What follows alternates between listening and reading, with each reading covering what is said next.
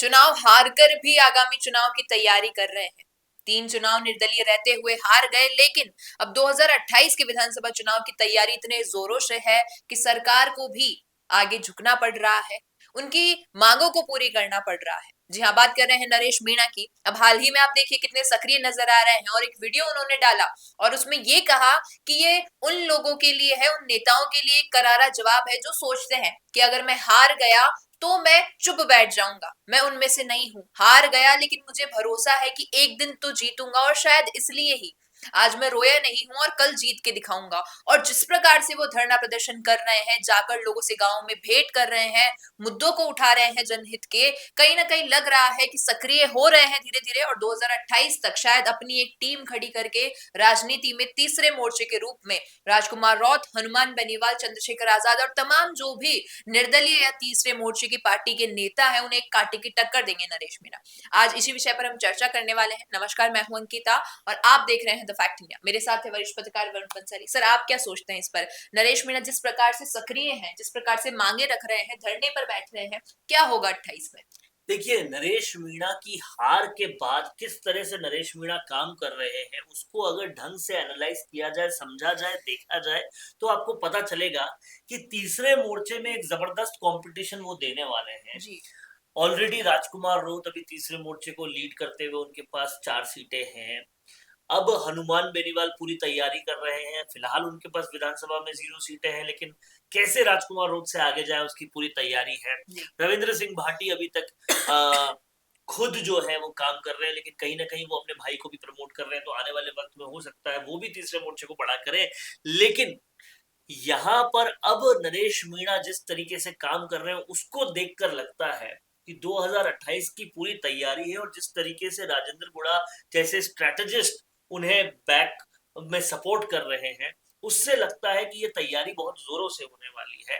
क्योंकि अब नरेश मीणा अपनी गलतियों से कुछ समझे। गलतियां ये थी कि छिपा बड़ौद या फिर देवली उनियारा या फिर अंता में उन्होंने बहुत कम वक्त दिया, और उस कम वक्त से जो रिजल्ट मिला 50,000, 60,000 और 40,000 वोट, वो उस कम वक्त में मिले। अब उन्होंने ये करना शुरू किया है कि तीनों ही जगह पर 2028 तक पूरा टाइम देने की ठानी है। जहां हार के तुरंत बाद वो टोंक में गौशालाओं का उद्घाटन कर रहे हैं, 12 में लगातार धरना दे रहे हैं, पीड़ितों से मिल रहे हैं, जो धरने के अलावा भी पीड़ित आ रहे हैं उनसे मिल रहे हैं, अपने सोशल मीडिया पर उनकी बात रख रहे हैं। कहीं ना कहीं शुरू से ही वो प्रमोद जैन भाया को कंपटीशन देना शुरू हो रहे हैं, जिससे वो भी खत लिखने के से आगे आकर थोड़ा बहुत एक्टिव दिखाई दे रहे हैं। तीसरी तरफ हम देखें तो सवाई माधोपुर जैसे इलाके जो इन तीनों इलाकों के अलावा है, वहां पर डूंगरी बांध को लेकर प्रदर्शन कर रहे हैं, जनता को अपने साथ में ला रहे हैं, झालावाड़ को भी वापस छोड़ नहीं रहे हैं। तो ये सारी जगह पूरी एक्टिविटी करने का ये मतलब भी पूरी तरह से समझ में आता है कि 2028 में इन तमाम सारी जगहों पर वो अपने कैंडिडेट्स खड़े कर सकते हैं, और राजेंद्र गुड़ा की उस बात को सच कर सकते हैं कि नरेश मीणा टिकट देने वाला बनेगा, टिकट लेने वाला नहीं। और अगर ऐसा हो गया तो एक तो राजेंद्र गुड़ा है ही इनके पास, और भी कई नेता इनके साथ ये रख लेंगे, बुला लेंगे, और फिर 2028 में एक बड़ी टक्कर देंगे। और 28 तक ये पूरी स्ट्रेटेजी पे काम हो रहा है कि पीड़ितों का मसीहा भी वो बने, बड़े मुद्दों पर प्रदर्शन भी वो करें, और कहीं ना कहीं रिजल्ट भी ला के दिखाएं। और इस तरीके से ईस्टर्न राजस्थान, हाड़ौती, इन क्षेत्रों में दबदबा बनाकर वो एक बड़े मीणा नेता के तौर पे बन जाएं, और कहीं ना कहीं अपने आप को 36 कौम का नेता बताकर जो मीणाओं के अलावा भी जो वोट है वो लेकर जीत की तरफ अग्रसर हो। लेकिन ये सब तभी हो पाएगा जब वो अपने गुस्से पर पूरा कंट्रोल रखेंगे, जो वो चाहते तो है करना, लेकिन हर थोड़े दिन में कहीं ना कहीं उस पर एक विराम लग जाता है, वापस से वो क्रोधित हो जाते हैं। वो चीज पर कंट्रोल करके इस चीज को पर आगे बढ़ेंगे, तो वो तीसरे मोर्चे को एक बहुत तगड़ा कंपटीशन 2028 में देंगे। सर, हाल ही में देखिए, जब अंता के उपचुनाव का रिजल्ट आया, नरेश मीणा ने हार का सामना किया, तो डोटासरा जी ने तो एक मीडिया कॉन्फ्रेंस में ये बात कही कि नरेश मीणा जैसे व्यक्ति पे अपना टाइम जाया नहीं करूंगा, जब सवाल पूछे गए थे नरेश मीणा से रिलेटेड। और वहीं अब देखिए चंद्रराज सिंघवी, उनसे एक इंटरव्यू में किसी ने पूछा कि नरेश मीणा के लिए आप कहेंगे, तो उन्होंने कहा कि मैं बिल्कुल भी ये नहीं मानता हूँ कि नरेश मीणा हारा है। बीजेपी को इतनी बड़ी पार्टी को टक्कर दी है उसने, और इतने कम समय में राजनीति में इस प्रकार के वोट्स लेकर आना, हार का सामना बिल्कुल भी नहीं है और कहीं ना कहीं जीत गया है। दोनों स्टेटमेंट में काफी डिफरेंस है, दोनों अलग अलग पार्टी के नेता है, इस पर आप क्या कहेंगे? देखिए, गोविंद सिंह डोटासरा के पास स्टेटमेंट देने के अलावा कोई खास विकल्प है नहीं जी। क्योंकि धरातल पर कांग्रेस में भी अगर कोई काम कर रहा है, कोई लोकप्रिय हो रहा है तो सचिन पायलट हो रहे हैं, डोटासरा कहीं नजर नहीं आ रहे, तो उनके पास स्टेटमेंट देने के अलावा और कोई चीज है नहीं। अगर हम समझे चंद्रराज सिंघवी की बात को तो वो काफी समझने वाली बात है कि अब राजस्थान की राजनीति किस तरफ आगे जा रही है। बिना संसाधन के निर्दलीय भी अगर सबसे बड़ी पार्टी से सिर्फ 128 वोट कम लाए तो उस पर चिंता करनी चाहिए बड़ी पार्टियों को।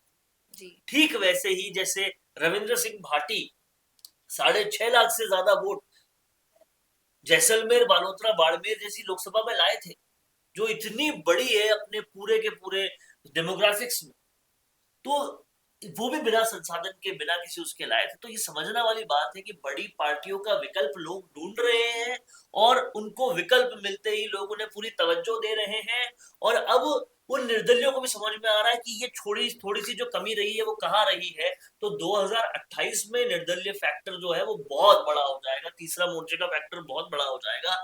इससे बचने की बजाय, डोटासरा के तरीके से बचने की बजाय चंद्रराज सिंघवी जी के तरीके से उस पर चिंतन और मनन करना जरूरी है, ताकि बड़ी पार्टियों को पता चले कि क्यों लोग विकल्प ढूंढ रहे हैं। जी। और उस पर काम जब तक अगर बड़ी पार्टियां नहीं करेगी तो निर्दलीय बड़े होते जाएंगे। और कोई बड़ी बात नहीं है कि अगली सरकार में डिप्टी चीफ मिनिस्टर या एक बड़ी पोस्ट किसी निर्दलीय के पास हो। बिल्कुल सर, हाल ही के अगर समीकरणों को देखें तो हनुमान बेनीवाल तो कहीं ना कहीं, और चंद्रशेखर आजाद तो रविंद्र सिंह भाटी का पता नहीं इतना, लेकिन ये तीन नेता तो हम माने मुख्य तौर पर नरेश मीणा के साथ हैं निर्दलीय रहते हुए तीसरे मोर्चे के रूप में। लेकिन क्या जब कंपटीशन की बात आएगी तो इनका रुख बदल जाएगा, जो ये दोस्ती है वो दुश्मनी में बदलेगी? देखिए, कहीं ना कहीं ये सब समीकरण किसके साथ कितने लोग होते हैं उस पर निर्भर करता है, और कौन राजनीति में कितना मंझा हुआ है इस पर भी निर्भर करता है। हनुमान बेनीवाल बहुत सारी राजनीति देख चुके हैं, उन्हें पता है कि गठबंधन किससे, कैसे और कब हो सकता है। नरेश मीणा गठबंधन के लिए फिलहाल तैयार उतने नहीं नजर आते क्योंकि व्यवहार कुशल वो नहीं हो पा रहे, लेकिन ये सारी चीजें समय के साथ अगर हुई और ताकत अपनी अपनी पता चली तो वक्त ही बताएगा कि कौन लोग साथ में होंगे और कौन नहीं। लेकिन हनुमान बेनीवाल, चंद्रशेखर आजाद, ये लोग मोटे तौर पे हमेशा साथ देखते हैं। अब नरेश मीणा को अगर इनका साथ पूरी तरीके से लेना है तो कहीं ना कहीं इनके साथ मिलकर चलना पड़ेगा। कोई भी बयान, कोई भी ऐसी चीज इनके खिलाफ नहीं बोलनी पड़ेगी, तब वो इनके साथ आ पाएंगे। और देखिए, ये साफ सीधी बात है कि तीसरे मोर्चे के अंदर भी एक कंपटीशन है, चाहे राजकुमार रोध की कितनी भी हिमायत कर ले हनुमान बेनीवाल, लेकिन कभी भी दोनों एक मंच पर नहीं नजर आए। जी। तो कंपटीशन तो है। नरेश मीणा की चाहे कितनी भी हिमायत कर ले हनुमान बेनीवाल, लेकिन ऐसी जगह पर ही वो आए जहां पर उनका कोई कंपटीशन नहीं था। जी। नहीं तो न धरने किसी ने कॉमन किए, ना कोई बात। तो कंपटीशन है। आने वाले वक्त में किस तरीके से व्यवहार कुशलता से दोनों साथ में आते हैं वो देखना होगा। लेकिन हनुमान बेनीवाल और नरेश मीणा के टेम्परामेंट को देखकर नहीं लगता कि दोनों कभी पूरी तरीके से साथ चल पाएंगे। कोशिश तो किरोड़ी लाल मीणा और हनुमान बेनीवाल ने भी साथ चलने की थी, लेकिन टेम्परामेंट की वजह से ही वो साथ में नहीं आ पाए। पर बहुत सारी बातें भविष्य के घर में निर्भर करेंगी। बिल्कुल। अब सवाल आपसे भी यही है, क्या लगता है आपको कि नरेश मीणा, राजकुमार रौत, हनुमान बेनीवाल, रविंद्र सिंह भाटी, चंद्रशेखर आजाद या कोई भी तमाम निर्दलीय या तीसरे मोर्चे का नेता 2028 के विधानसभा चुनाव में एक दूसरे का कंपटीशन बनेगा, दुश्मन बनेगा, या फिर दोस्ती निभाकर जो वर्तमान सरकार और विपक्ष है इनके सामने लड़ाई लड़ेंगे? क्या राय है आपकी इस पर, बताएगा कमेंट। बिजनेस अच्छा हो सकता है, लेकिन अगर नाम नहीं दिखा तो पहचान कैसे बनेगी?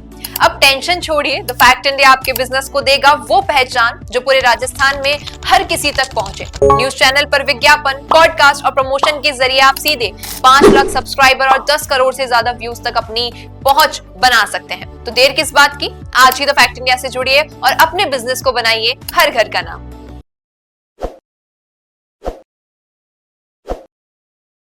ताज़ा खबरों के लिए विजिट करें द फैक्ट इंडिया